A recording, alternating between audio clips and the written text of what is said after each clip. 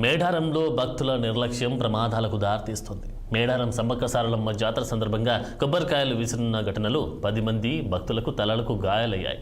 కొబ్బరికాయలు విసిరొద్దని పలుమార్లు సూచనలు చేసినప్పటికీ కొంతమంది భక్తులు గద్దెల వద్ద ఇష్టానుసారంగా కొబ్బరికాయలు విసరడంతో ఇతర భక్తులు తీవ్రంగా గాయపడుతున్నారు. దర్శనానికి వచ్చిన భక్తులకు కొబ్బరికాయలు తగలడంతో వారికి తడు పగిలి తీవ్ర రక్తస్రావం జరిగినట్టు తెలుస్తోంది.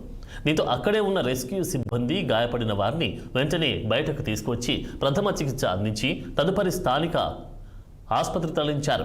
ఈ ఘటనపై స్థానికులు ఆగ్రహం వ్యక్తం చేస్తూ భక్తులు బాధ్యతాయుతంగా వ్యవహరించాలని, అలాగే అధికారులు కఠిన చర్యలు తీసుకోవాలని డిమాండ్ చేస్తున్నారు.